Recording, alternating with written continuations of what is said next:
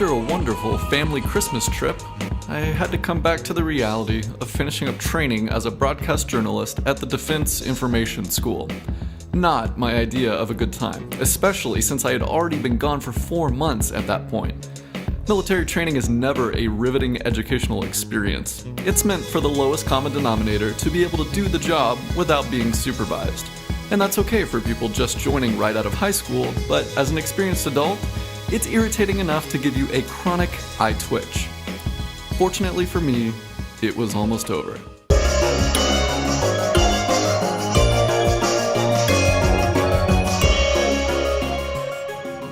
When having an existential crisis, it may be crucial that you know where your nearest Turkish kebab shop is. The lowly flagpole. It sits here all day, made of steel or possibly aluminum.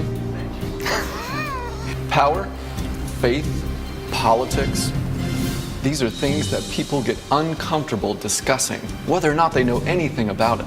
It's cold outside, maybe 40 degrees or so, but what I'm about to tell you is gonna chill you to your bones. This is an extreme Dutch angle. It's meant to throw you off balance so that when I say what I'm about to say, you go, whoa, that's crazy.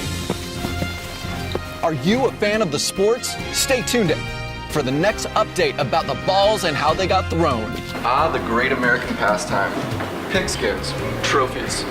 This is the evidence that people play the sports and engage in them wholeheartedly. So 3 weeks later, I finally graduated. And not a moment too soon either, because I was over it. I made it. I graduated. That badge on the top there means that I am now a broadcast journalist.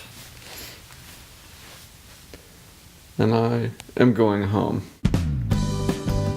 And so, in the middle of January, I took some planes and trains to get back to Germany and to get back to my freelance life.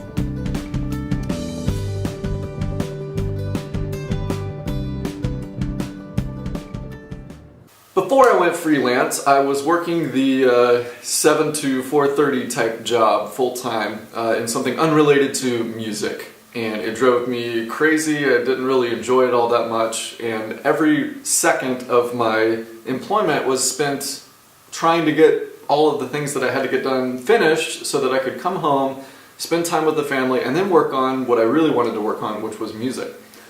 And when I became freelance and we finally made that transition, my first impulse was to go, I can do anything I want.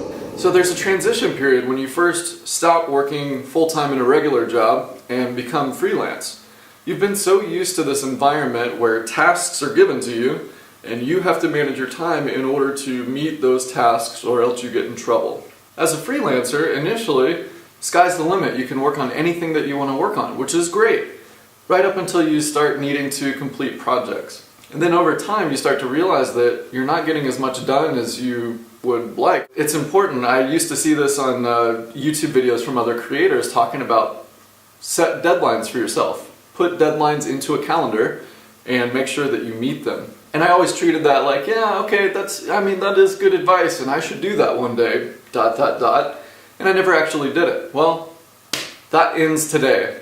I'm going to start putting deadlines into my calendar. My workload is increasing, and I've got all of these projects now, hundreds of projects that have been sitting on my hard drive in various states of completion that I need to get done. Along with YouTube, one of my goals as a creator is to sort of be a freelance audiovisual production specialist. I create music first and foremost, and that's my love. I also teach lessons for music production, guitar, ukulele, bass, things like that.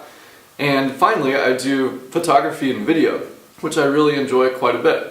I'm a content contributor for Adobe Stock as a photographer and videographer. I have all of my photos and videos sitting unedited on my hard drive awaiting submission.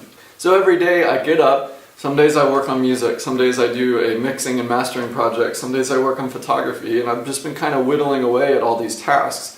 And what I'm realizing now after a couple months of doing that is that I'm actually not finishing what I'd like to finish. And now I'm purposefully, willfully putting deadlines on myself to help kind of shape the creative process into something that I can do more consistently. So don't do what I did from the good advice of other creative people and say, yeah, that's a great idea to put deadlines for yourself in the calendar. I'll do that one day. Go ahead and do it. You know, kind of give yourself something to specifically work towards and work on. And obviously it's going to be flexible, but don't make it too flexible. Try to hold yourself to that standard. It really actually helps you be more creative in the long run.